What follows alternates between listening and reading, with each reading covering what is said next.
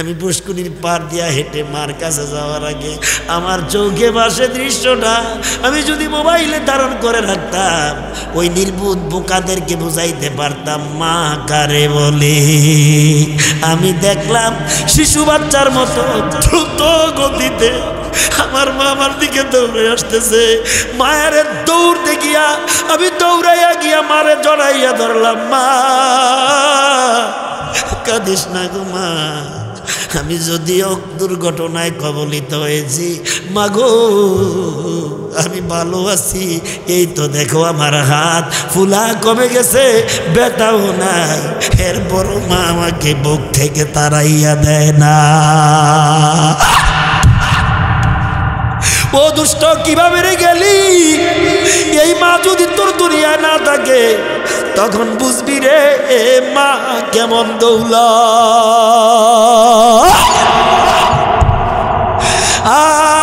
আমি কয়টা কথা বলবো, আমি কি দিয়া জানি বুঝাবো? অলস গুলা বুঝবে না, নির্বুধ গুলা বুঝবে না, দুশ্চরিত্রের সন্তানগুলো বুঝবে না। জোরে কোন ঠিক কিনা? বুঝবে শুধু তারা, এই কথার মূল্যায়ন করবে তারা যাদের দিলের মধ্যে মা বাবার মোহাব্বত আছে।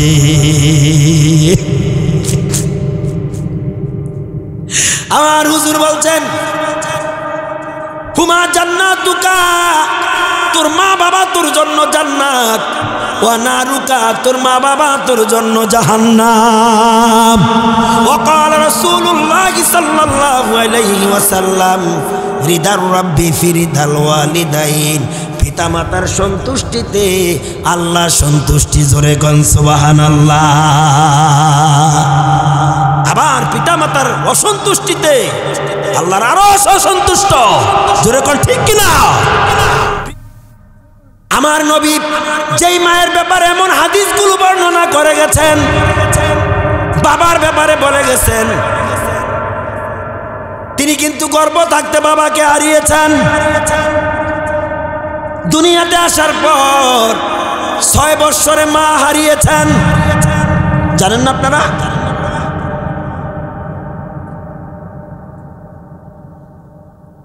রাসূল বলে গেছেন উম্মত, জন্মের পর বাবাকে দেখি নাই, মাকে পেয়েছিলাম, মনে করেছিলাম মার খেদমত করব, মার আদর পাবো, মার সোহাগ পাবো, মাকে জীবন দিয়ে ভালোবাসবো, মায়ের খেদমত করব। কিন্তু আমার তাকদির মন্দ, বিধাতার লিখুনি 6 বৎসরে মাও হারিয়ে এতিম হয়েছি।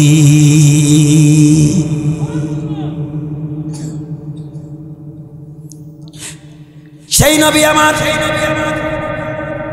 যার স্তনের দুগ্ধ পান করেছিলেন, সেই মায়ের নাম ছিল হযরতে হালিমাতুস সাদিয়া। কি নাম? আমার দিকে তাকান, কি নাম?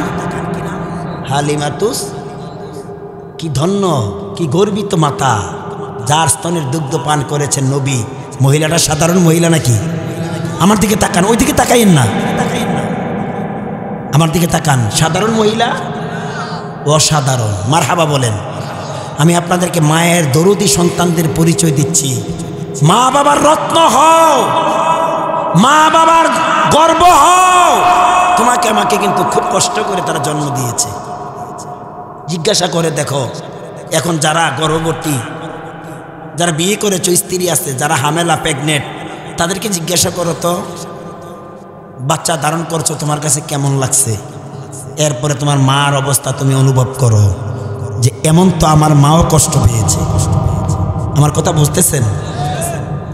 সেই মায়ের দরদি সন্তান হও। মা বাবার সুদৃষ্টি কারো। আখিরাতে তো জান্নাত, সেটা পরের বিষয়। দুনিয়া তো শান্তির ছত্রছায়ায় থাকবা। বিসমিল্লাহির রহমানির রহিম।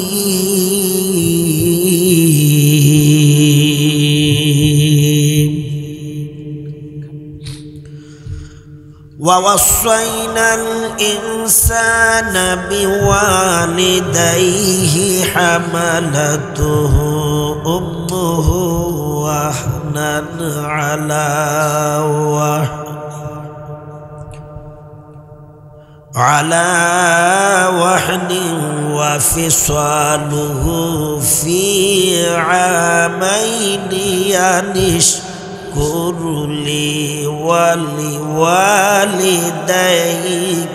إلي المصير.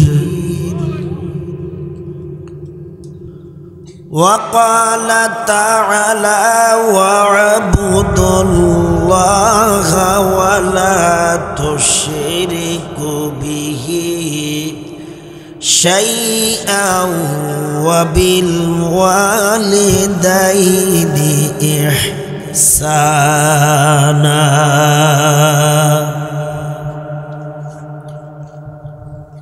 آمنت بالله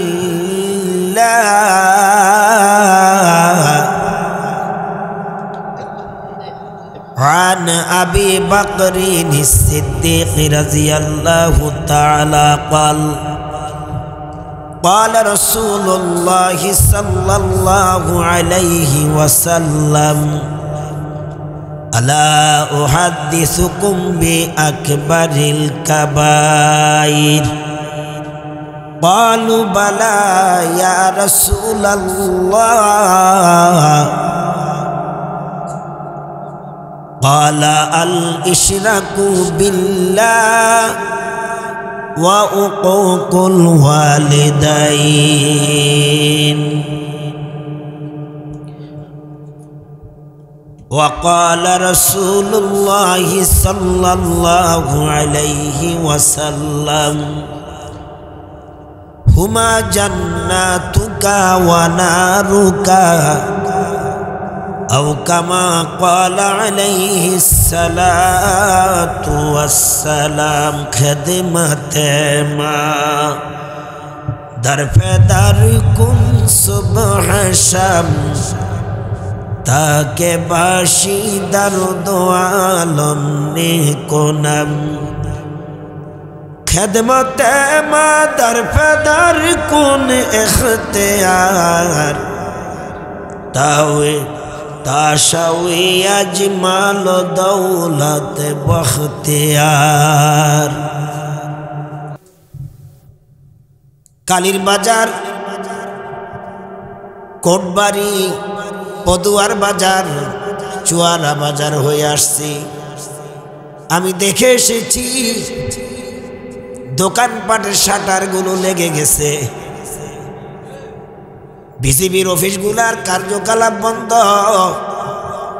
সেনাবাহিনীর কার্যকলাপ রাত্র গভীর বলে বন্ধ হয়ে গেছে। দুনিয়ার সব বাসাবাড়ি, কৃষিকাজ, চাকরি নকরি, অফিস আদালত, দোকানপাট, ঘরবাড়ির দরজা জানালা বন্ধ। ঠিক গভীর রাত্র যখন আসে সব কিছু নিবিড় নিস্তব্ধ স্তব্ধ হয়ে যায়, কিন্তু আল্লাহর রহমতের দরওয়াজা উন্মুক্ত হয়ে যায়।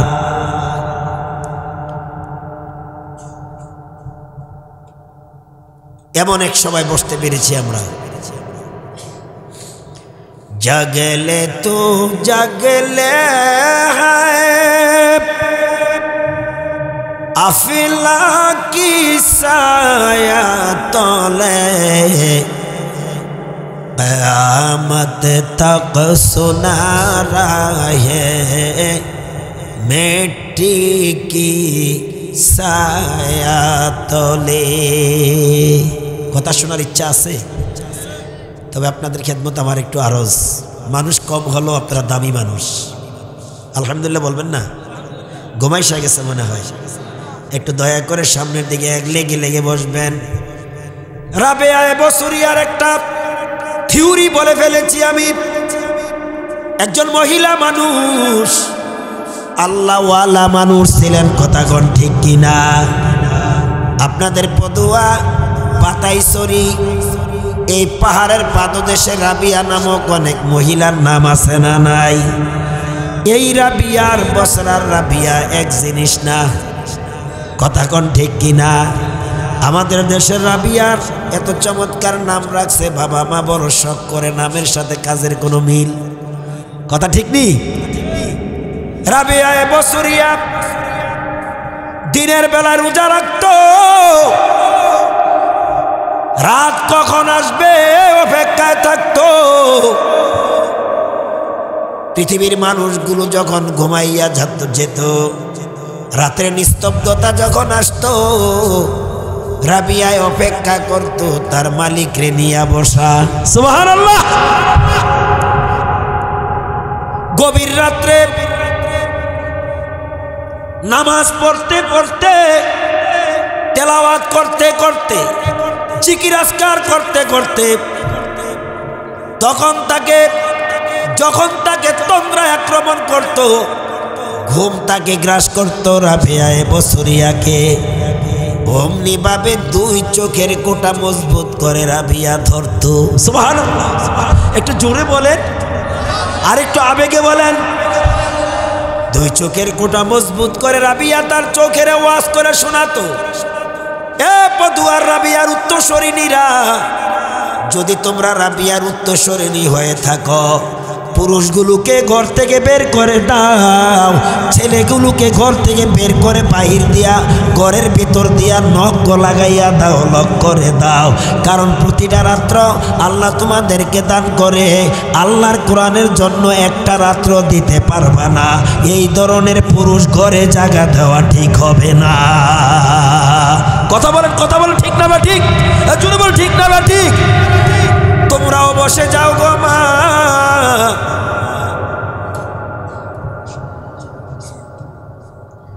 ও আমার মায়েরা, তোমরাও ঘরের কোণে বসে যাও, আল্লাহর কোরআন শ্রবণ করার জন্য বসে পড়ো।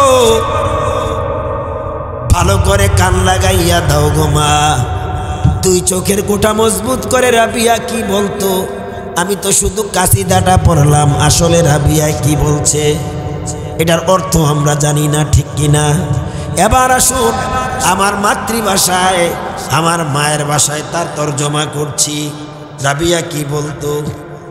জাগেলে তো জাগেলে হায় আফলা কি সায়া তলে, क़यामत तक सुना रहे मेटी की साया तले। मन घुमायो ना रे, नाम जपो अल्लाह, एक दिन घुमाइबारे मन কবর মাজার মন ঘুমায় না রে। ও বোকা মানুষ, ঘুমে ঘুমে তো জিন্দিগিটা গেল। রাবিয়া বলতে, এরে ঘুম, এরে চোখ, আর কতকাল ঘুমাবি? এই পৃথিবী ঘুমানোর জায়গা না। কথা কোন ঠিক কিনা?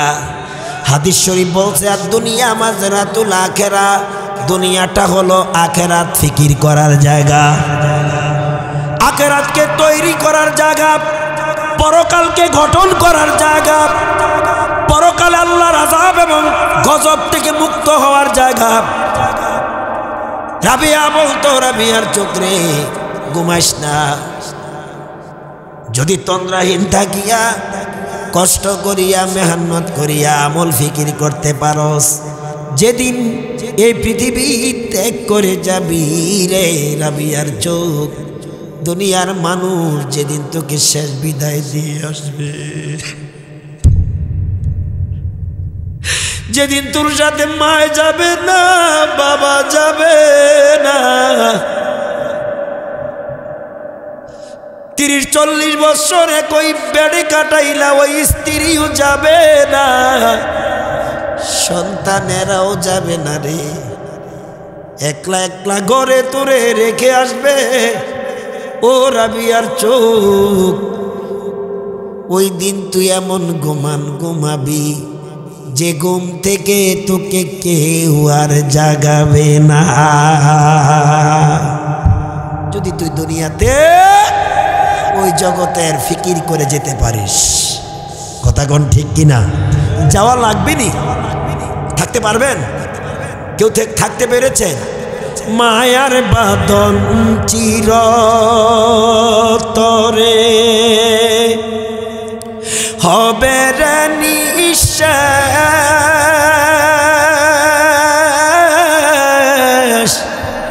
দুদিন পরে মুছে যাবে মায়ার যত রেশ, পরে রবে দেহ খাঁচা, পরে রবে দেহ খাঁচা, যেন বালুর চর যাবি উড়ে খাঁচা ছেড়ে, এ পৃথিবী কইরা যাবি পর। গেলা কই? কই গেলা? এই বাড়িতে তোমার মা ছিল, বাবা ছিল, আজকে নাই। কথা কয় না। তার পূর্বে তোমার দাদা দাদি ছিল, তারা নাই। এর পূর্বে তোমার বড় বাবা বড় মা ছিল, তারাও থাকতে পারে নাই। কথা কোন ঠিক কিনা? ও বোকা, তুমি কিভাবে ভাবো এই বাড়িতে থাকবা? এই ধারণা তোমার ভুল, তুমি মগা। বোকার স্বর্গে তুমি বাস করো। কিছু সময় আল্লাহরে দিও, কিছু সময় পরকাল ফিকির করো, কিছু সময় বসে যাও মালিকরে লইয়া, আমল ফিকির করো। যদি এই জিন্দেগিতে আমল ফিকির করে যেতে পারো, কবরে চিন্তামুক্ত জীবন পাড়ি দিতে পারবা। কথা কোন ঠিক কিনা? কিন্তু মৃত্যুর পরে তোমাকে একটা সেকেন্ডও কিন্তু সময় দেওয়া হবে না। তুমি সেদিন বলবা কিন্তু,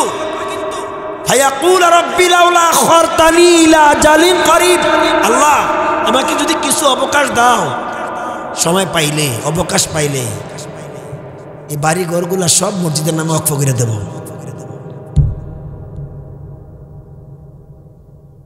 এক সেকেন্ডের অবকাশ পাবে না। কথা বলেন, ঠিক বললাম না বেঠিক বললাম? পদুয়াবাসী, মাহফিলের শেষ মুহূর্ত, এই সময় তো দোয়ার সময়। কি ভাই, এটা কিসের সময়? কারণ 11টা, 11:30, 12টার সময় মানুষ মাহফিল দোয়া হয়, শেষ হয়, এটা শেষ সময়। তুমি কোথায় গেলা? এখন তো দোয়ার সময়। ওয়াজ কালেকশন তো সব হয়ে গেছে, এখন মূল পর্ব রয়ে গেছে, সেটা হলো আনুষ্ঠানিকতা। এই সময় দোয়া করা উচিত, দোয়ায় শামিল হওয়া উচিত। যাদের মাধ্যমে তুমি এই সুন্দর পৃথিবীর মুখ দেখলা, চাঁদ সূর্যের মুখ দেখলা, হয়তো তারা অনেকে নাই আমাদের মাঝে।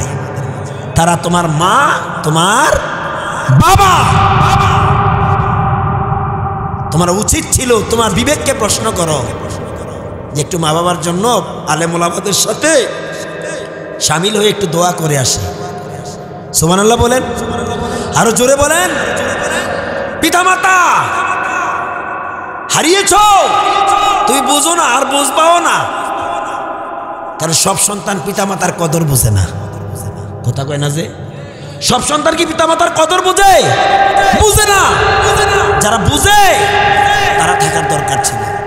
আজকে যদি তুমি তোমার পিতামাতার জন্য দোয়া করতা, তোমার সন্তানেরাও যদি দেখতো তুমি যখন এই পৃথিবী ছাড়তা, তখন তারাও তিক্তের কাকের মতন বসে বসে দোয়া করত। কথা কোন ঠিক কিনা? তুমি দোয়া চাও সন্তানের জন্য, হুজুর ফুলামাইনে কথা শোনে না। কিভাবে শুনতো? তুমিই তো শোনো না, তুমিই তো শোনো না। তোমার সন্তান তোমার কথা শুনবে কিভাবে? আজকে যদি তোমার সন্তানেরা দেখতো তুমি জুমার দিন মসজিদে যাইতা সবার আগে, আসতা সবার পরে দোয়া কইরা। কারণ সপ্তাহের শ্রেষ্ঠ দিন জুমার দিন। হাদিস শরীফ আছে, যেই সন্তান পিতামাতার ইন্তেকালের পর তাদের একজন অথবা দুইজন তাদের কবর জিয়ারত করে। কোন দিন? কোন দিন? জুমার দিন। বলেন কোন দিন?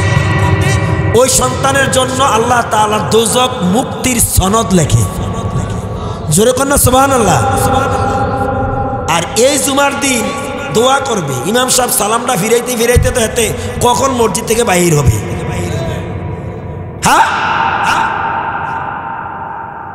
তো তোমার সন্তান তোমার জন্য দোয়া করবে, তুমি কিভাবে মনে করো? তোমাকে যদি দেখতো তুমি তোমার পিতা মাতার জন্য জুমার দিন মসজিদের ফ্লোরে বৈশা দোয়া করো, চোখের পানি ফালাও, ফ্লোর ভিজাও, তাহলে এই সন্তান তোমার মৃত্যুর পরও বৈশা বৈশা চোখের পানি চাইরা দোয়া করত। পিতামাতা আল্লাহর দেয়া এক অনন্য নিয়ামত, ঠিক নেই?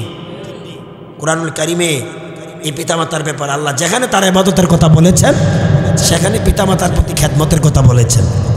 সুবহানাল্লাহ বলেন। আয়াতের রেফারেন্স দিলে অনেক দেওয়া যাবে, সময়টা অত্যন্ত গুরুত্বপূর্ণ এবং প্যাকেট করা এবং মাহফিলের শেষ সময়, সেজন্য আমি আপনাদের খেদমতে কুরআনুল কারীমের সূরাতুল লুকমানের 14 নম্বর আয়াত তেলাওয়াত করেছি। আল্লাহ বলেন, ওয়াসাইনাল ইনসানা বিওয়ালিদাইহি হামালাতুহু উম্মুহু ওয়াহনান আলা ওয়াহনিন ওয়া ফিসালুহু ফি আমাইনি আনিশকুরলি ওয়ালিদাইকা ইলাইয়াল মাসির।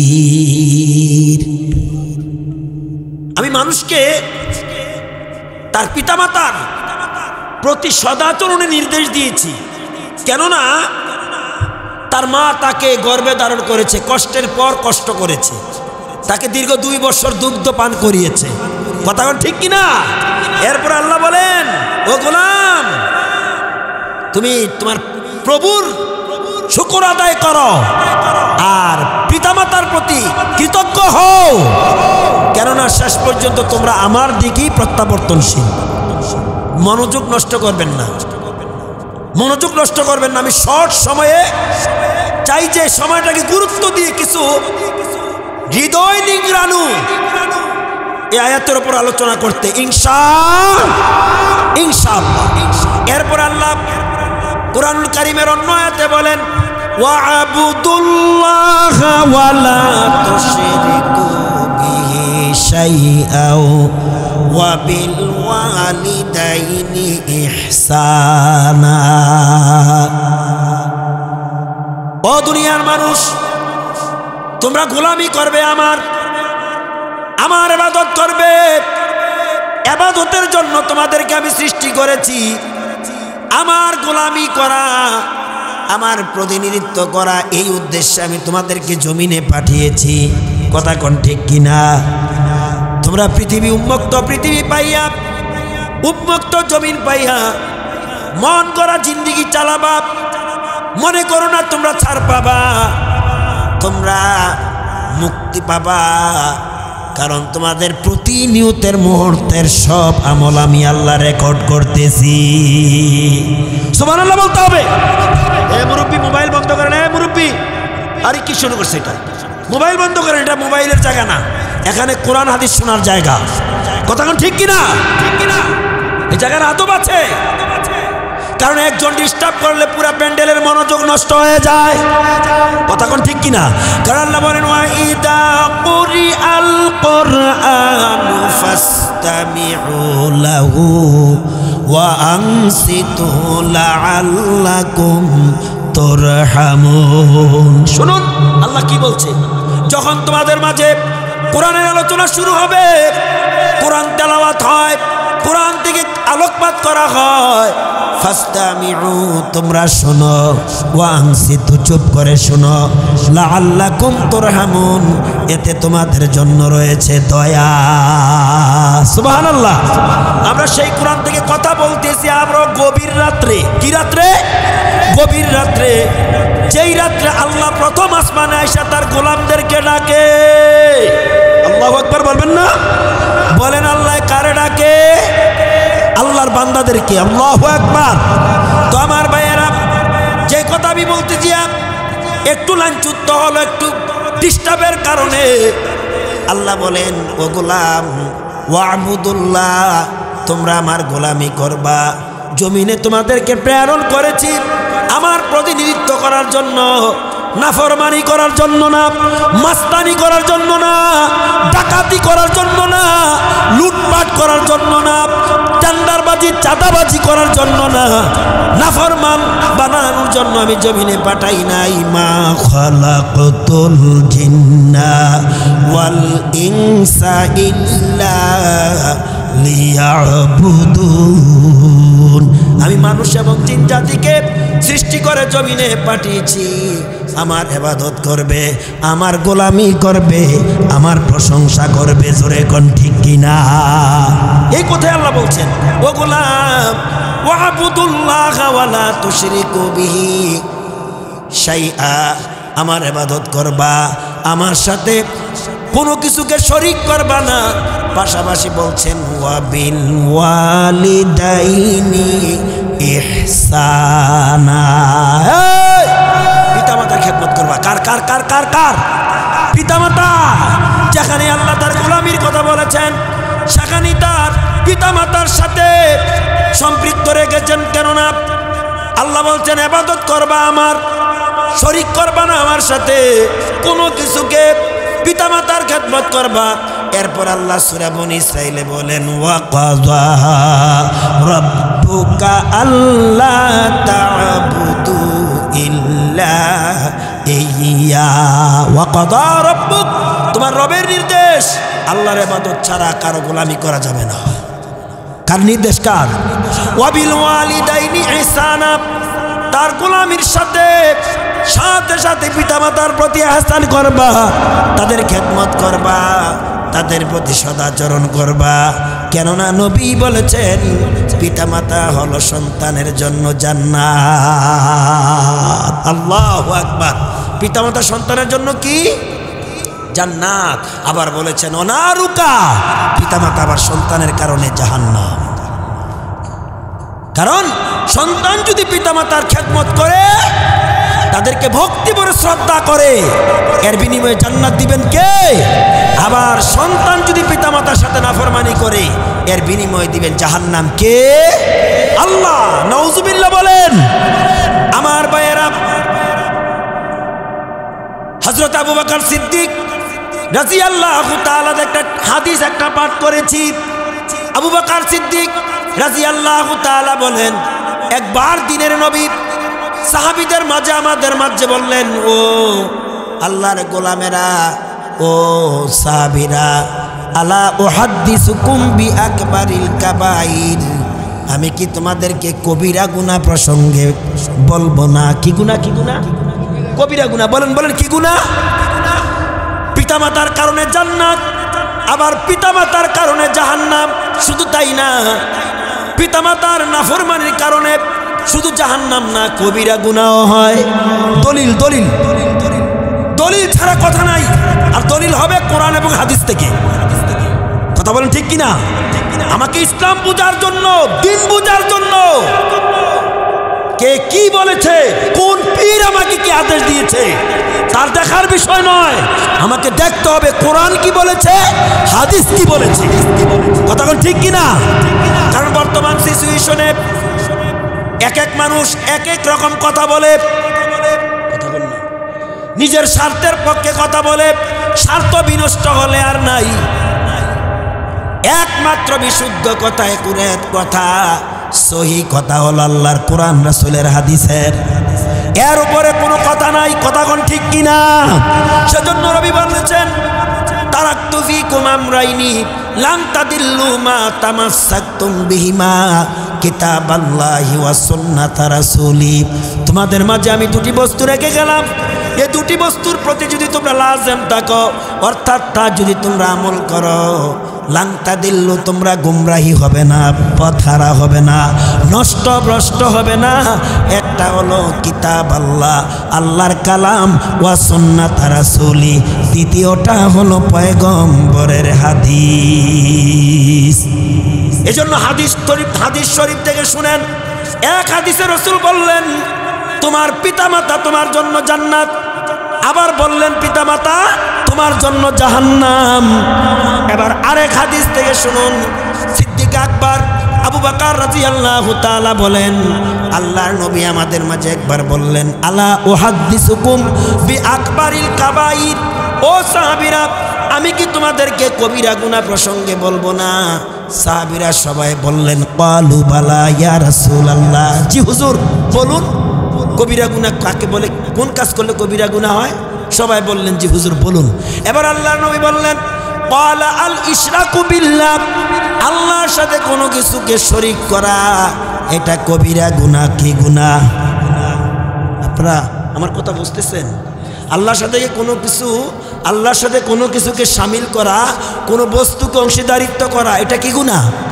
আমি বলছি না, আল্লাহ রাসূল বলছে, ক্বালা আল ইশরাকু বিল্লাহ, আল্লাহর সাথে কোনো কিছুকে শরীক করা এটা কবিরা গুনাহ। এবার এই প্রসঙ্গে আমি আপনাদেরকে বলবো, আমার আপনার অপরাধ মার্জনা করার ক্ষমতা কার? কথা ঠিক আছে? আমার আপনার প্রতি দয়া করবেন কে? এখন যদি কেউ যে পীর সাহেবের কাছে বলে, হুজুর ও আমার পীর, ও আমার দম মুর্শিদ, আমার প্রতি একটু দয়া করেন, এটা কি গুনাহ? এটা শিরকের গুনাহ। জোরে কোন?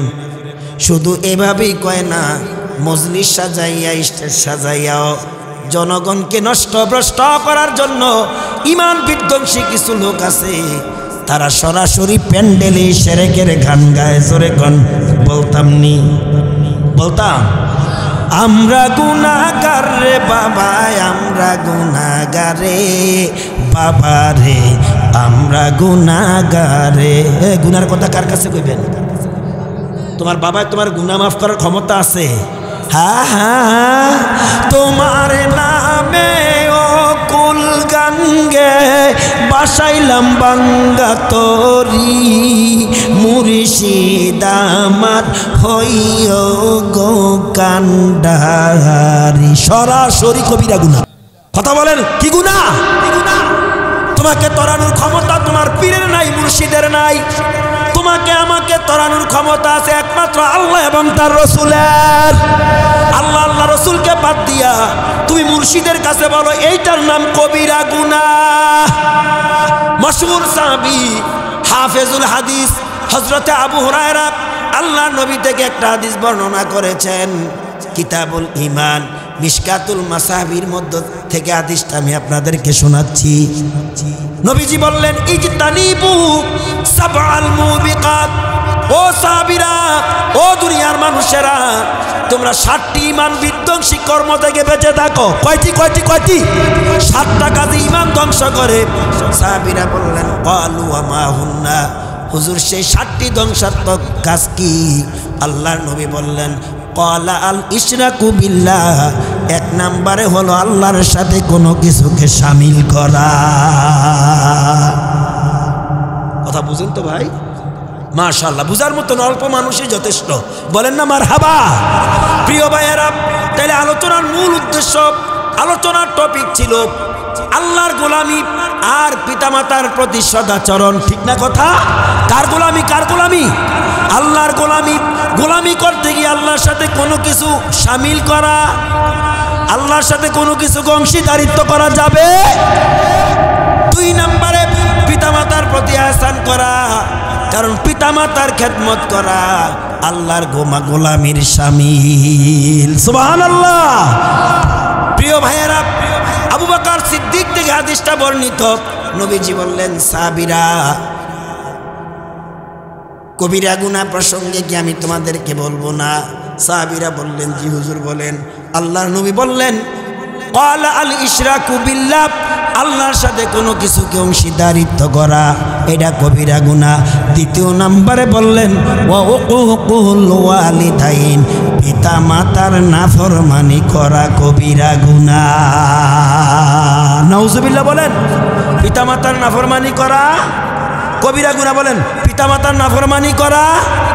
ও বোকা সন্তানেরা, ও নির্বুধ, ও দুষ্ট পাপিষ্ট সন্তানেরা, পিতামাতার শুধু নাফরমানি করে না, এমন কিছু বকার ছেলে আছে বাবা মাকে মারে। আপনাকে কুমিল্লা নাই? হ্যাঁ, গত বছর দেখলেন না ইন্টারনেটে, ব্রাহ্মণপাড়া, কসবা ব্রাহ্মণপাড়ার এক সন্ত্রাসী পোলা বাবারে মেরে পা ভেঙে দিয়েছে। ইন্টারনেটে যখন ভাইরাল হয়ে গেল, প্রশাসনিক পদক্ষেপ তার বিরুদ্ধে নেওয়া হলো, আলহামদুলিল্লাহ তাকে অ্যারেস্ট করা হলো। এরকম অহরহ ঘটনা গিয়া দেখেন আনাচে কানাচে ঘটতেছে।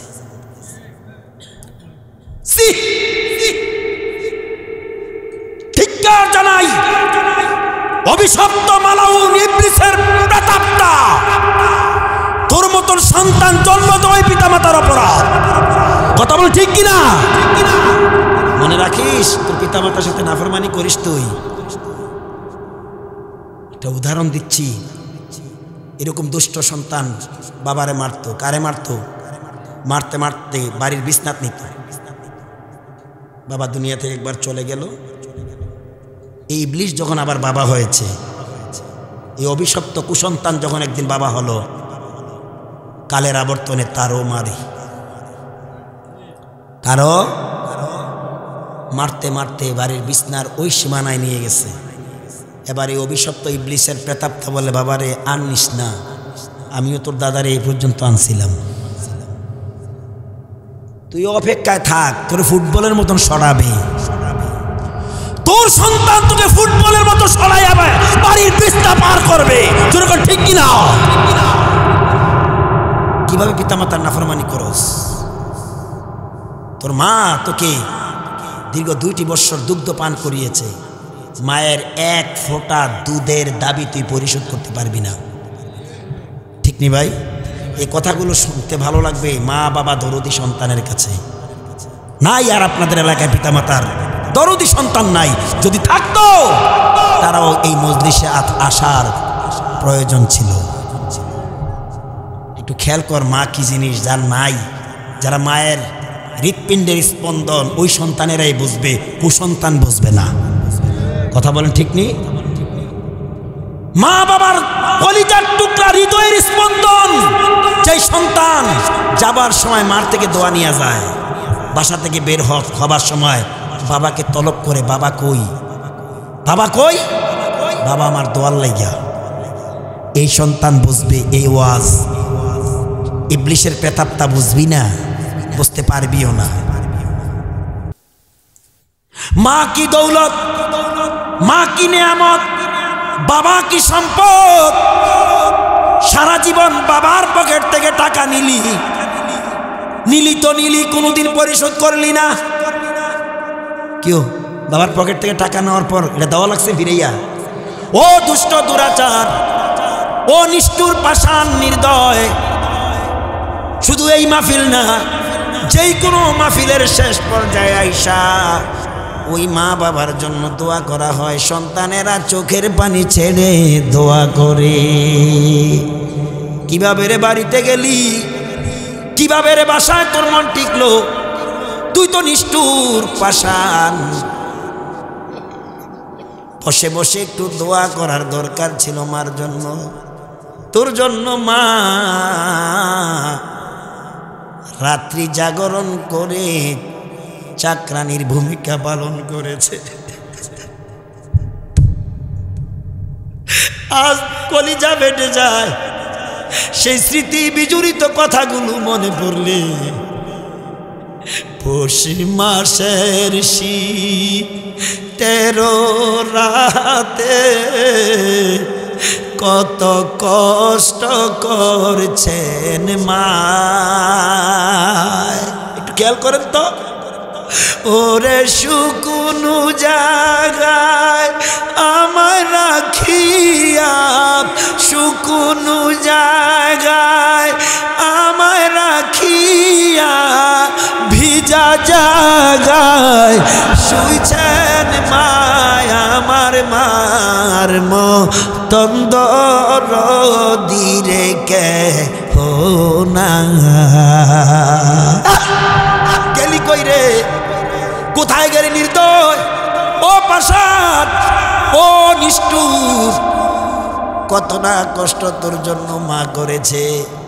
কোথাও যখন তুই যেতি বিলম্ব হলে মা তিকদের কাকের মতো গলা কাটা কবুতরের মতো ছটফট করতো আর তোর জন্য অপেক্ষা করত।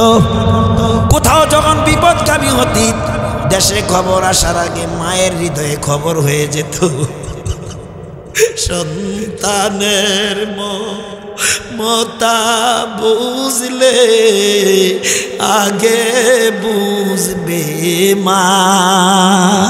ওরে হাত উঠায়া দোয়া করবে, হাত উঠায়া দোয়া করে সন্তানের মমতায় আমার মার মতন্দর দিরে কে হো নাই। ও আমার দেশের ভাই, আমার মার মতন্দর দিরে কে হো নাই। মার মতন্দর দিকে হো, মার মতন্দর দিকে হো, এ জগতে আপন নাই আমার মার মতন্দর দিরে কে হো নাই। কুমিল্লার এই পাহাড়ের পশ্চিমাঞ্চল পদুয়ার মুসলমান আল্লাহ শিখাইয়া দিয়েছে গোলাম দোয়া কর, রব্বানা গফিরলি ওয়ালি ওয়ালিদাইয়া ওয়ালিল মুমিনিন।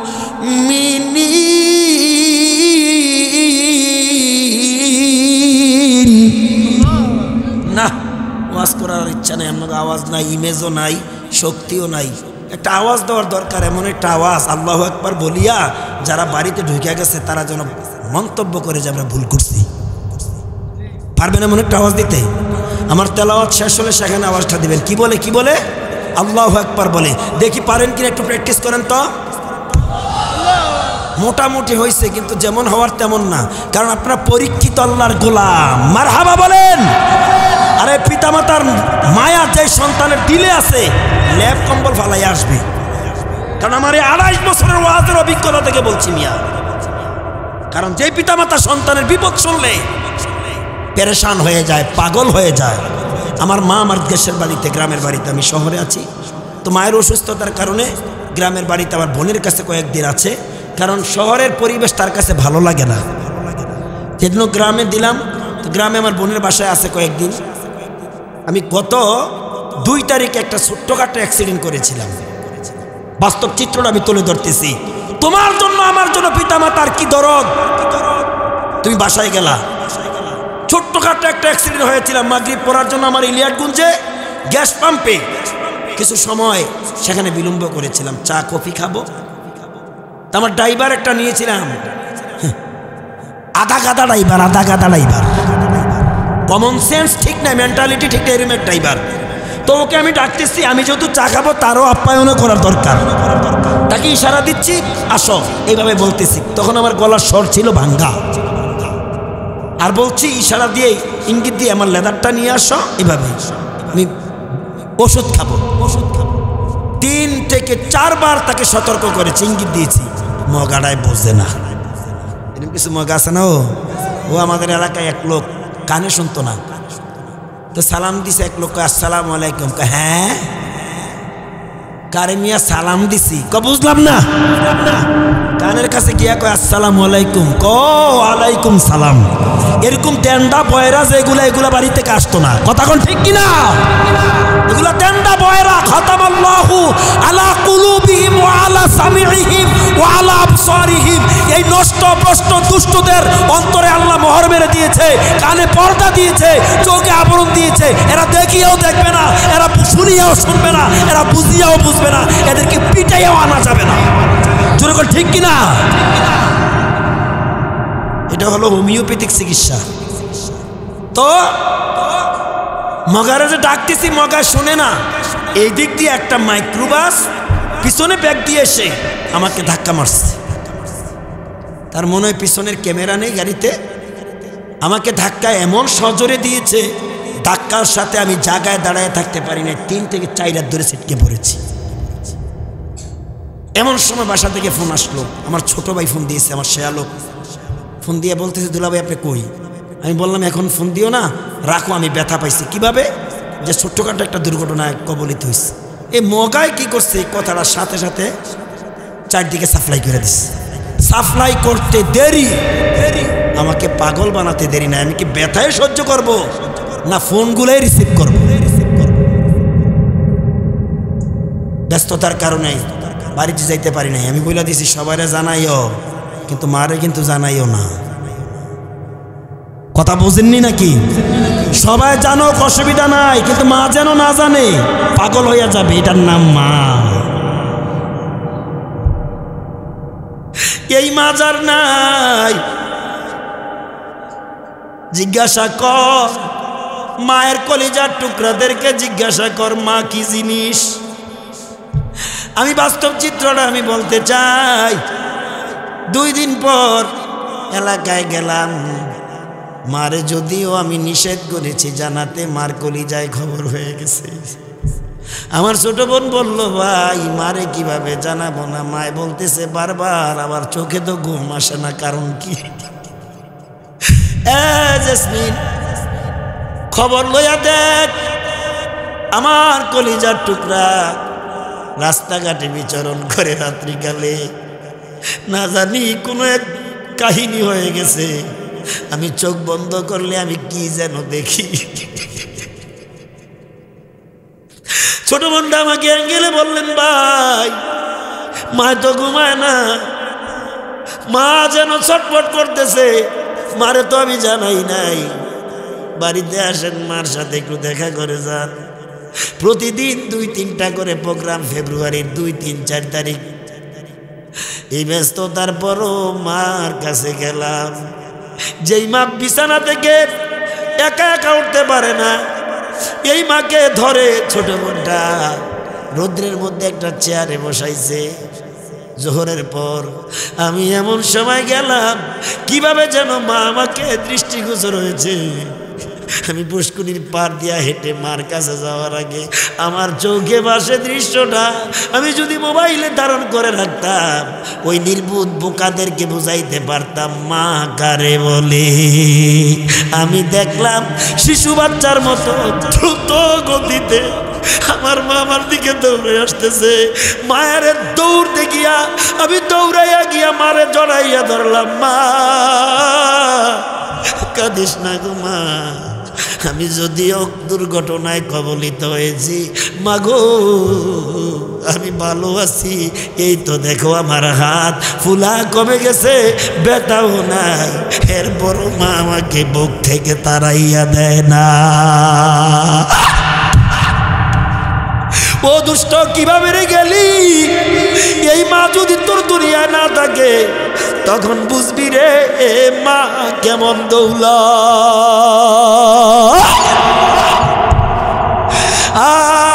আমি কয়টা কথা বলবো, আমি কি দিয়া জানি বুঝাবো? অলস গুলা বুঝবে না, নির্বুধ গুলা বুঝবে না, দুশ্চরিত্রের সন্তানগুলো বুঝবে না। জোরে কোন ঠিক কিনা? বুঝবে শুধু তারা, এই কথার মূল্যায়ন করবে তারা যাদের দিলের মধ্যে মা বাবার মোহাব্বত আছে।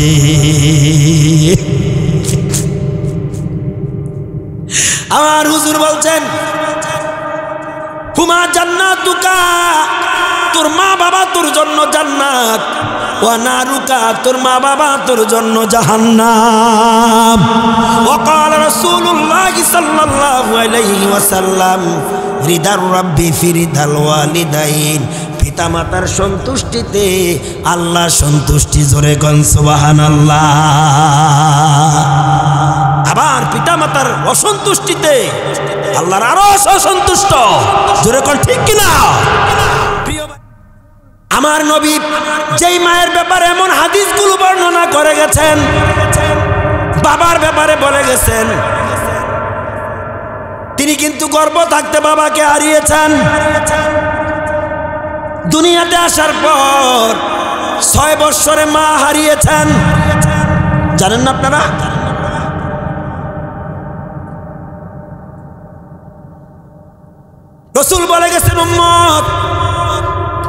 জন্মের পর বাবাকে দেখি নাই, মাকে পেয়েছিলাম, মনে করেছিলাম মার খেদমত করব, মার আদর পাবো, মার সোহাগ পাবো, মাকে জীবন দিয়ে ভালোবাসবো, মায়ের খেদমত করব। কিন্তু আমার তাকদির মন্দ, বিধাতার লিখুনি, 6 বৎসরে মাও হারিয়ে এতিম হয়েছি।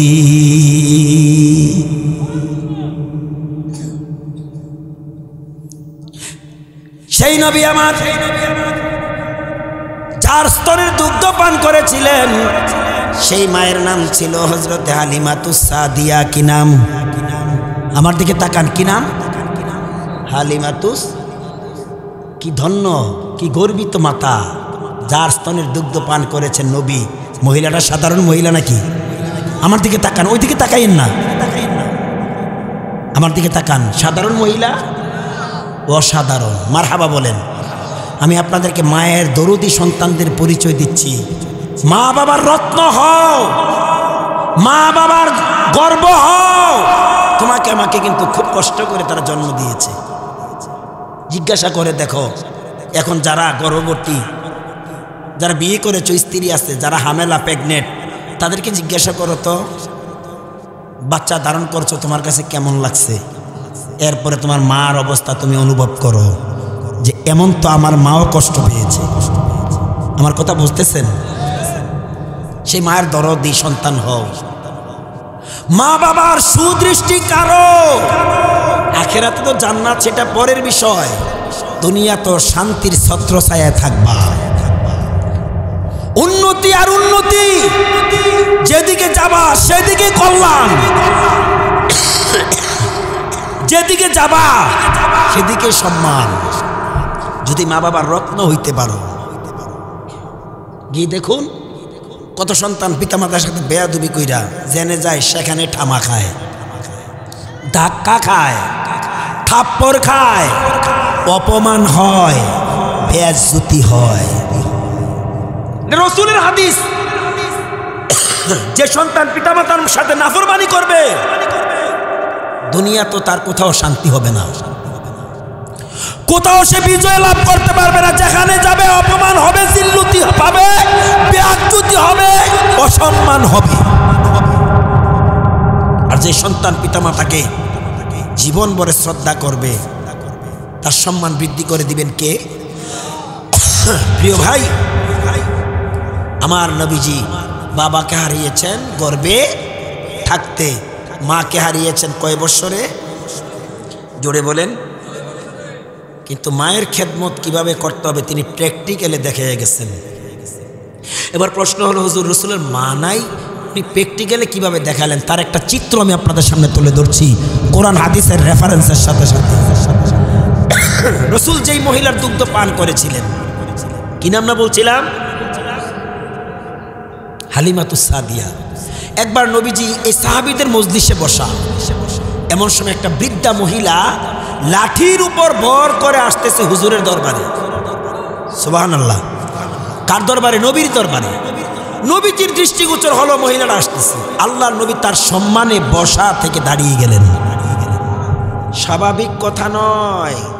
সরকারে দো আলম, যার ইজ্জতে, যার বরকতে গোটা আসমান জমিন নবমণ্ডল ভূমণ্ডল সাজিয়েছেন, সেই নবী একজন বৃদ্ধা মহিলা আগমন করছে, তার সম্মানে বসা থেকে দাঁড়িয়ে গেলেন। শুধু তাই না, নিজের ব্যবহৃত চাদর মুবারক, রুমাল মুবারক মহিলার সম্মানে বিছিয়ে দিলেন, বসার জায়গা করে দিলেন। বলেন কিসের মধ্যে? চাদরে। কার চাদরে? পয়গম্বরের চাদরে। সাহাবীরা তো আশ্চর্য, হতভম্ব। নবী বললেন, সাহাবীরা তোমরা যেন বিচলিত, বিব্রত হয়ে গেছো। বলে, হুজুর বিচলিত হওয়ার বিষয় কারণ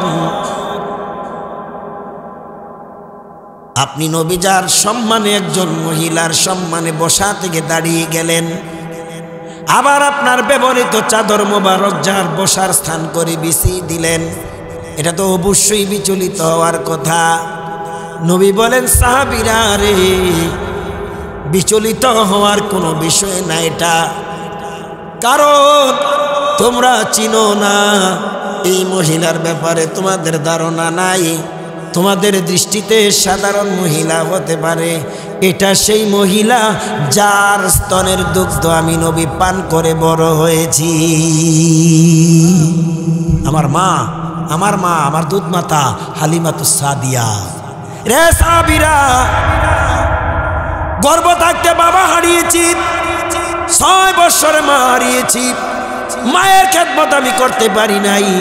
আমার দুধ মাতা হালিমাতুস সাদিয়ার সম্মান প্রদর্শন করে আমার উম্মতকে, জাতিকে, দুনিয়ার মানুষকে শিক্ষা দিয়ে গেলাম, তারাও যেন মা বাবার প্রতি সর্বোচ্চ সম্মান প্রদর্শন করে। সুবহানাল্লাহ। কিতাবুল ইমান মিশকাতুল মাসাবির মধ্যে একটা হাদিস আছে। মিশকাতুল মাসাবির ভিতরে একটা হাদিস আছে। হযরত আবু হুরায়রা রাদিয়াল্লাহু তাআলা আল্লাহর নবী থেকে বর্ণনা করেন, এক লোক এসে নবীজির খেদমতে আরজ করলেন, ইয়া রাসূলুল্লাহ, খেদমত করব কার, সেবা করব কার? নবী বললেন, ক্বালা উম্মুক, তোমার মার। খুব ভালো করে শুনুন, আমি হাদিসের ইবারত পড়ছি। সুম্মা মান, কুলতু ইয়া রাসূলুল্লাহ, তারপরে কার? নবীজি বললেন, ক্বালা উম্মুক, তোমার মার। সুম্মা মান, কুলতু ইয়া রাসূলুল্লাহ, শুনলাম তারপরে কার? নবীজি বললেন, ক্বালা উম্মুকা, তোমার মার। এরপরে বললেন, ক্বালা আবুকা, তোমার বাবার। সুম্মা আদনাকা, আদনাকা, তোমার নিকটতম আত্মীয় স্বজনের এবং দূরবর্তী আত্মীয় স্বজনের। মাশাআল্লাহ বলবেন না? কত সুন্দর গাইডলাইন দিয়ে গেছেন নবীজি। সর্বোচ্চ খেদমত পাওয়ার উপযোগী হলো মা। বলেন কে? তারপর বাবা। এরপরে বলেছেন তোমার নিকটতম আত্মীয় স্বজনের এবং দূরবর্তী আত্মীয় স্বজনের সেবাও করবে। বলেন মারহাবা। কারণ হাদিস শরীফ আসছে, খুব সুন্দর করে শুনেন, সূক্ষ্ম বিষয়। আত্মীয় স্বজনের খেদমত করা কে বলেছেন? নবীজি বলেছেন। একবার সাহাবীদের মাঝে আল্লাহ রাসূল একটা নসিহত পেশ করলেন, প্রশ্ন করলেন, সাহাবীরা বলো তো আল্লাহ খুশি হলে কি করে? আপনারা শুনবেননি কি করে? খুব খেয়াল করেন। সাহাবীরা বললেন, আল্লাহ এবং আল্লাহ রাসূল ভালো জানে। নবীজি বললেন, আল্লাহ যখন খুশি হয় আকাশ থেকে বৃষ্টি বর্ষণ করে। সুবহানাল্লাহ, সুবহানাল্লাহ। স্বাভাবিক কথা না? আমাদের দেশের মহিলারা দান সিদ্ধ করলে, হ্যাঁ, অথবা কোনো প্রয়োজন লাগলে রোদ্রের যখন আকাশে মেঘলা ভাব ধরে তখন আসমানরে অভিসম্পাদ দেয়। ঠিক নিও মোতার আল্লাহ আমারে দেখে, আর কারোর দেখে না। এই বিড়িরই বলে দেখে, আল্লাহ আর কারোর বলে আল্লাহ দেখে না। শেষ পর্যন্ত না বিধাতাকেও গালি দেয়। আল্লাহ বলে আমার সৃষ্টিরে যে গালি দিল সেজন্য আমাকে গালি দিল। সাবধান। আল্লাহ বললেন যেই জায়গায়, হ্যাঁ, নবীজি বললেন যেই জায়গায় আল্লাহ খুশি হলে বৃষ্টি দেয়। তুমি কে? তুমি জানো না বৃষ্টির কি উপকারিতা? মৃত্যুপ্রায় জমিনকে আল্লাহ তাআলা বৃষ্টি দিয়ে উজ্জীবিত করে, আর সেই জমিন থেকে তোমাদের রিজিকের ফায়সালা করে। কথা কোন ঠিক কিনা? আর তুমি বৃষ্টি হলে গালি দিবা, তুমি কে? নন্নার মার সন্না? ঠিক বললাম? এরপর আল্লাহ নবী বললেন, সাহাবীরা এর চেয়ে বেশি খুশি হলে আল্লাহ কি করে জানো? সাহাবীরা চুপ রইলেন, কারণ সাহাবীদের দুটি গুণ ছিল। একটি গুণ হলো তারা বলতো আল্লাহ এবং আল্লাহ রাসূল ভালো জানেন। আরেকটা গুণ ছিল নবী প্রশ্ন করলে তারা চুপ থাকতেন। এবার আল্লাহ নবী বললেন, তার চেয়ে বেশি যদি খুশি হয়, কারো বাড়িতে আল্লাহ মেহমান পাঠান।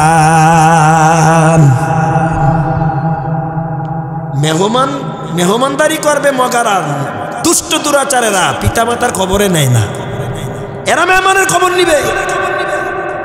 এরপর আল্লাহ নবী বললেন, সাহাবীরা এর চেয়ে বেশি যদি খুশি হয়, জানো আল্লাহ কি করে? সাহাবীরা বললেন, হুজুর আল্লাহ এবং আল্লাহ রাসূল ভালো জানে। আল্লাহর পয়গম্বর বলেন, আল্লাহ যদি সবচেয়ে বেশি খুশি হয়, ওই পরিবারে কন্যা সন্তান ভূমিষ্ঠ করা। মা আজ কন্যা, কাল বধূ, এরপরে কালের আবর্তনে মা। আপনি? আমার বদুয়া মুসলমানেরা, মা কি জিনিস শোনো।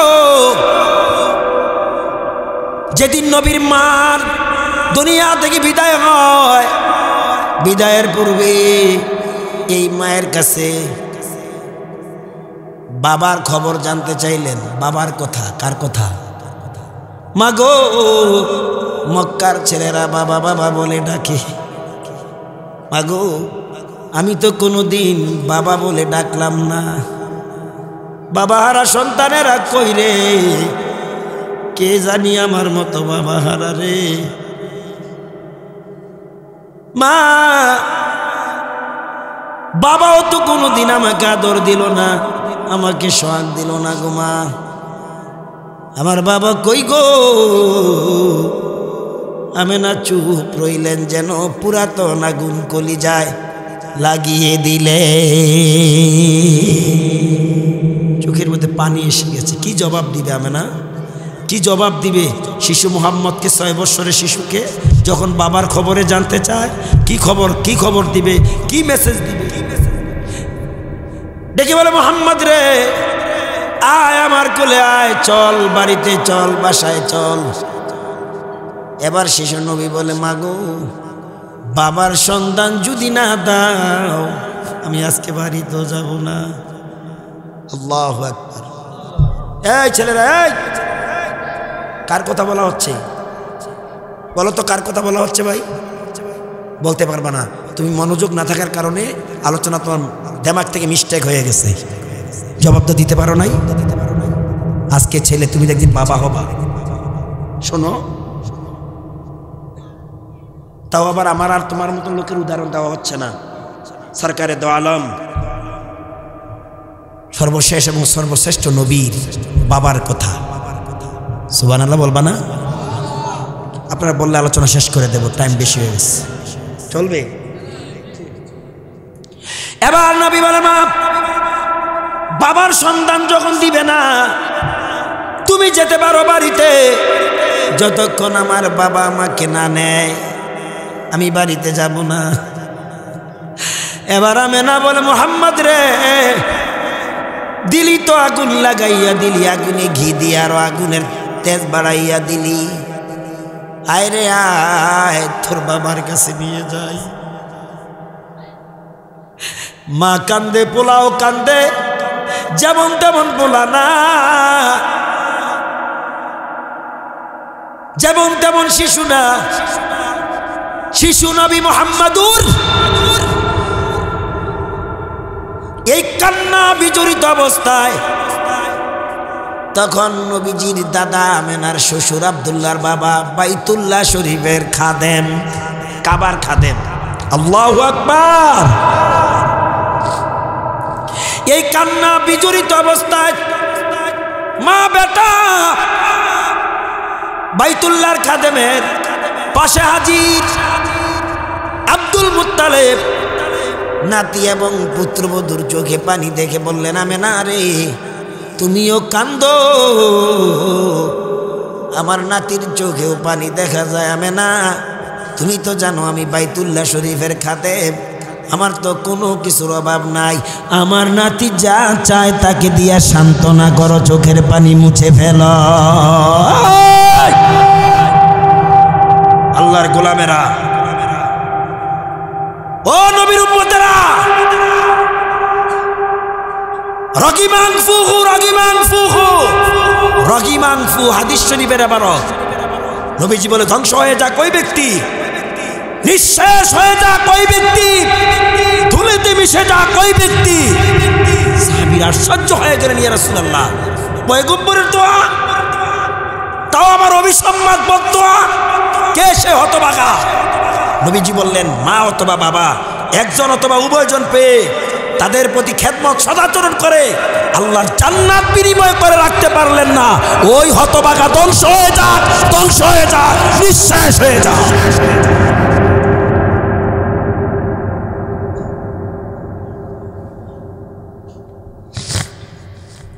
আমেনা বলে, বাবা,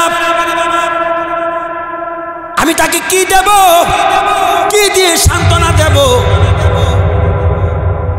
মুত্তালিব আমেনা, আমার তো কোনো কিছুর অভাব নাই, যা চায় তা দাও।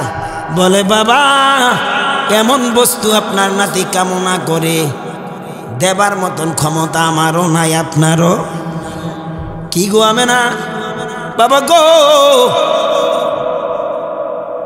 আপনার আব্দুল্লাহকে চায়, তার বাবাকে তলব করে, বলুন তো আমি কিভাবে তার সাক্ষাৎ মিলাই, তাকে দেই। তবে যদি অনুমতি দেন আমি তার বাবার কবরটা জিয়ারত করে নিয়ে আসি। কত ভদ্রবধূ, কত সভ্য পুত্রবধূ, হ্যাঁ? জিয়ারত করতে যাবে স্বামীর কবর, শ্বশুরের অনুমতি নেয়। আর বর্তমান জামানার বধূরা অনুমতি নি নেয়, আর কত বাটফারি করে। আপনাকে বধূ আর বধূকে কথা বলি না, খুব ভালো আপনাকে ছেলের বউরা ইতানি এলাকায় নাই। হ্যাঁ, কত ক্যাপাসিটি করতে গিয়ে ধরাও খায়। বলে কেমন ধরা? স্বামী টাকা পাঠাইছে তোমার অ্যাকাউন্টে, ভালো কথা। বাবার বাড়িতে যায় টাকা উঠাইছে, দেখেন ধরাটা কীভাবে খায়। কইলাম নি, কইলাম ধরাটা কীভাবে খায় দেখেন। এখন বাবার বাড়িতে থেকে মার্কেট করে আসছে, বাড়িতে আসছে, আর জায়েরা জিজ্ঞাসা করে, প্রতিবেশী জায়েরা, কি গো এত সুন্দর সুন্দর পোশাক তুইও কিনছ, তোর পোলাদের বাচ্চাদের জন্য কিনছ, এই টাকা দিছে কে? আব্বাই দিছে। কে দিছে? টাকা দিল কে? বাটফার এইভাবে ধরা খায়। কথা কোন ঠিক না? শ্বশুর শাশুড়িরে কত ফাঁকি যে দেয় এই বদমাশগুলা, এগুলা গণনা করা যাবে না, গণে শেষ করা যাবে না। কথা কোন ঠিক কিনা? অপেক্ষায় থাক, তোরও খবর আছে।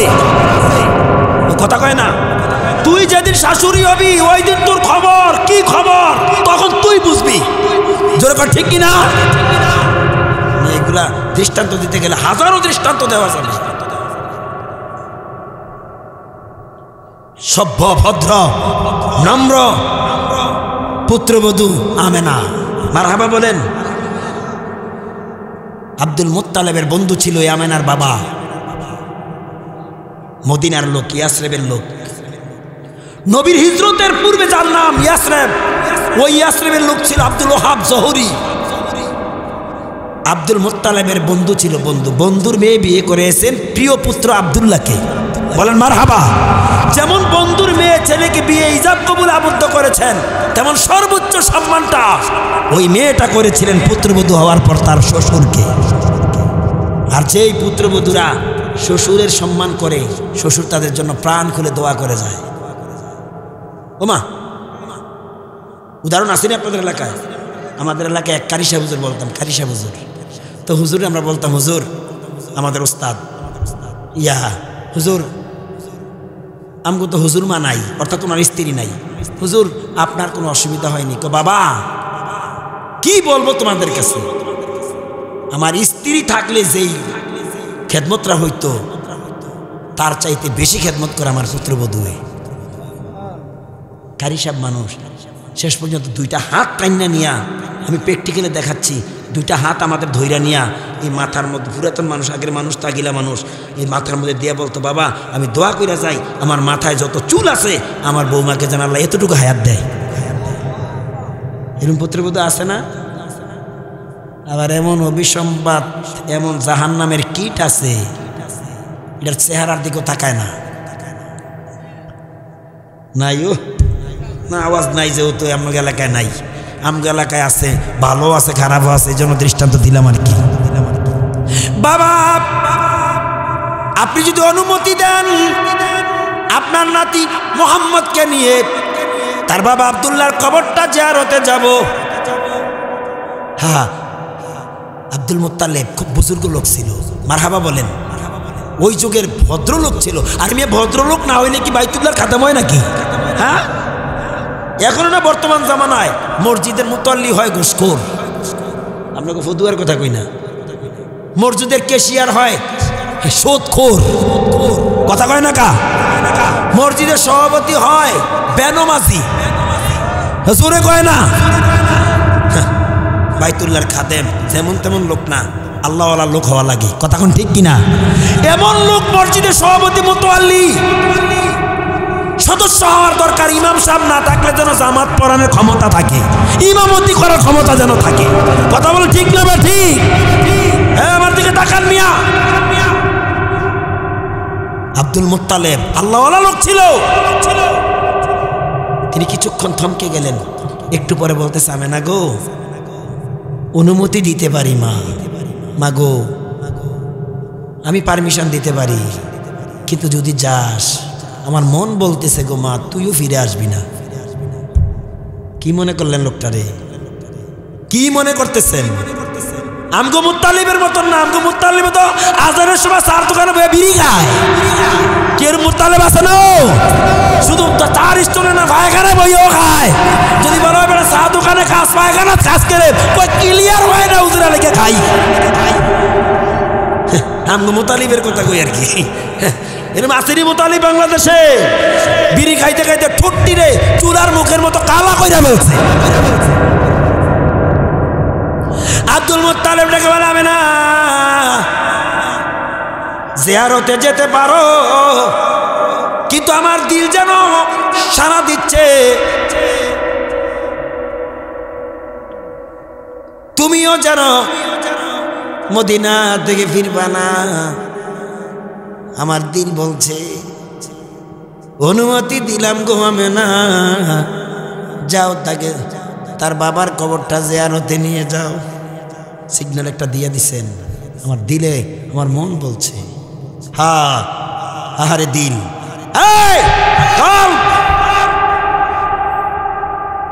সকলের দিল এক দিল না। কারো দিলের মধ্যে দিবারাত শয়তানি কাজ করে। কথা কন, কথা কন।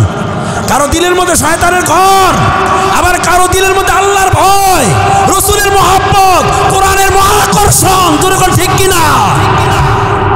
এই দিলের মধ্যে আছে আল্লাহর ঘর, আল্লাহর স্থান। যেরকম ঠিক কিনা? মুমিনের দিল আরশুল্লাহ।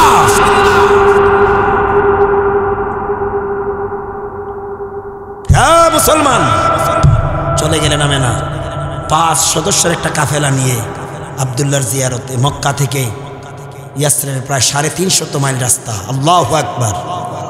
5 সদস্যের একটা কাফেলা। এই কাফেলার একজন সহযোগী সফর সঙ্গী ছিলেন উম্মে আয়মান। উম্মে আয়মান দাসী, উম্মে আয়মান নামে একজন প্রসিদ্ধ দাসী নিয়ে গেলেন। ইয়াসরিবে চলে গেলেন আব্দুল্লাহর জিয়ারতে শ্বশুরের অনুমতি নিয়ে। দীর্ঘদিন অতিক্রম করার পর যখন মরুভূমির মাঝখানে থই থই করছে বালু, চারদিকে ঝিকিমিকি করছে, আর এরই ভিতরে একটা খেজুর গাছের বেড়া, খেজুর গাছের বেষ্টনী, এখানে যেয়া সাওয়ারি থামালেন। ক্লান্ত ক্লিষ্ট কাফেলা হঠাৎ মরুভূমির মাঝখানে যখন কাফেলা বিরতি করলেন, এই মুহূর্তে শিশু নবী, আহা কি মেধা, থেকে বললেন, মা, এই মরুভূমির মাঝখানে কেন আমাদের কাফেলা সফর স্থগিত করলে? আমি না আর কি বলবে, অমনি ভাবে তার চোখ দিয়ে ধা ধা করে পানি ধরতে লাগে। সুবহানাল্লাহ। মুহাম্মদ রে, মক্কায় তোর বাবাকে চেয়েছিলি, তোর বাবার সন্ধান দিতে পারি নাই আমি আমেনা হতভাগিনী, দিতে পারি নাই তোর বাবার সন্ধান। এইটা তোর বাবার কবর রে। ব্যবসার কাফেলায়, তিজারার কাফেলায় এসে সিরিয়াতে তোর বাবা এই ইয়াসরিবের এই জায়গায় মৃত্যুবরণ করেছে। এখানেই তোর বাবার দাফন করা হয়েছে রে মুহাম্মদ। আমি আমেনা বহুবার তোর বাবার জিয়ারত করেছি, আজকে তোকে নিয়ে এসেছি রে বাবা। আমি দেখবো আজ তুই তোর বাবাকে ডাক দে। তোর বাবা নি তোর ডাকে সাড়া দেয়, ডাকতেছে, বাবা ওঠো, তোমার মুহাম্মদ তোমার কবরের কিনারা। বাবা গো উঠো গো, একবার তোমার মুহাম্মদকে কোলে নাও, আদর দাও, সোহাগ দাও। আল্লামা রুহানি রহমতুল্লাহ আলাই বলেন, কবর থেকে যেন অদৃশ্য আওয়াজ আসছে, আমেনা গো আমার মুহাম্মদকে নিয়ে যা, যদি বিলম্ব হয়, যদি হুকুম হয় আল্লাহ, আমি আব্দুল্লাহ কবরে থাকতে পারবো না, উঠে দাঁড়িয়ে যাব। যদি বিধাতার হুকুম হয় এমনটা হইতে পারে, তাকে নিয়ে যা মদিনায়, মদিনা থেকে মক্কায় চলে যা। আল্লাহু আকবার কাবীরা, আলহামদুলিল্লাহি কাসীরা, ওয়া সুবহানাল্লাহি বুকরাতাও ওয়া আসীলা। সুবহানাল্লাহ। মা আমেনা জিয়ারত শেষ করে, আমি আলোচনা শেষ করে দিচ্ছি অল্প কিছুক্ষণের মধ্যে।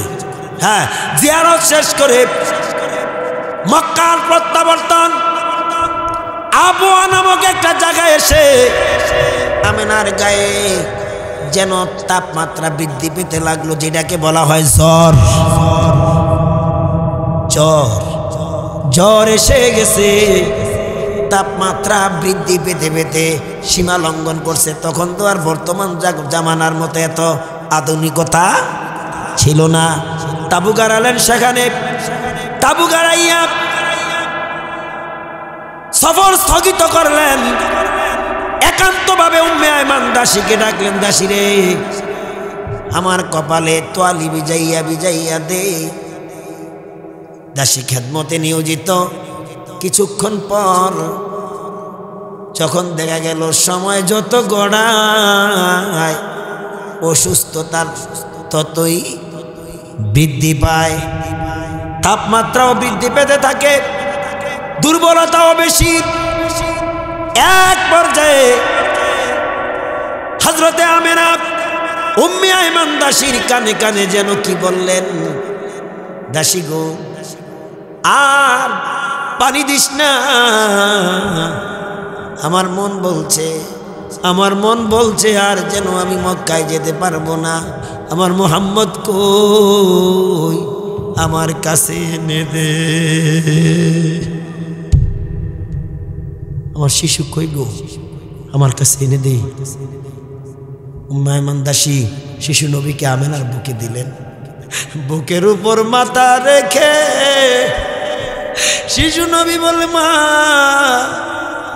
এই তো গো আমি তোমার বুকে।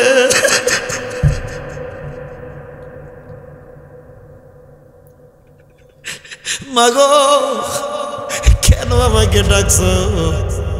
বাবা রে মনের দুঃখ মনে রয়ে গেল, আশা পূরণ হলো না, আমি যাই রে। আমার মালিক বোধহয় আমাকে ডাক দিয়েছে।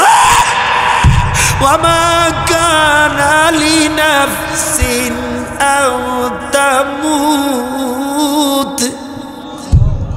পারবেন না একটু, পারবেন না একটু বলতে? আল্লাহু আকবার বলতে পারবেন না তো? অনেকে মুখ বন্ধ করে কি চাচ্ছেন, আবেগে পড়ে গেছে, এটা তো স্বাভাবিক, আবেগ তো আসার কথাই। ওয়ামা কানা লিনাফসিন আও তামুতা ইল্লা বিইذনিল্লাহ।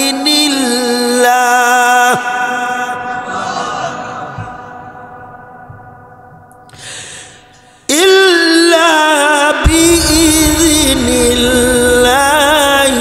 কিতাবান মুআজ্জালা।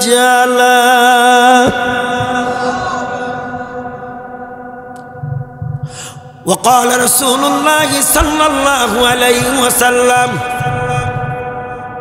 إذا قاد لعبد أن يموت بأرض جعل له إليها هازة। একটা আয়াত আর একটা হাদিস, একটা আয়াতের অংশ আর একটা হাদিস বলেছি। মরণ কার হুকুম? এটার একটা নির্দিষ্ট সময় আছে না নাই? নির্দিষ্ট সময় যখন কেউ অপনীত হবে ঠিক ওই সময় মরণ ধরা দিবে, এক সেকেন্ড আগেও হবে না।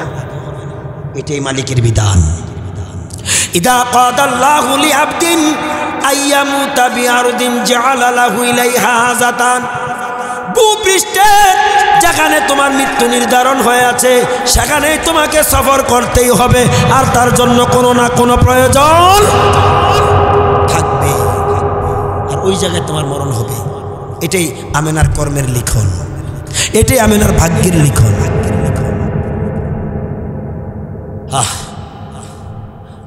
আমেনা বললেন, মুহাম্মদ রে, মনের আশা মনেই রলো পূরণ। উম্মে আইমান দাসীকে ডেকে বলে, দাসী রে,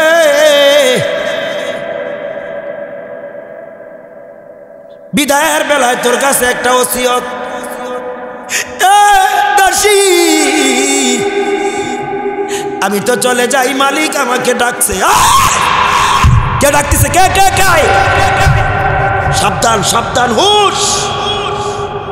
কোন গাদ্দার জমিনে থাকতে পারে না, পারবেও না। জোরে ঠিক কিনা?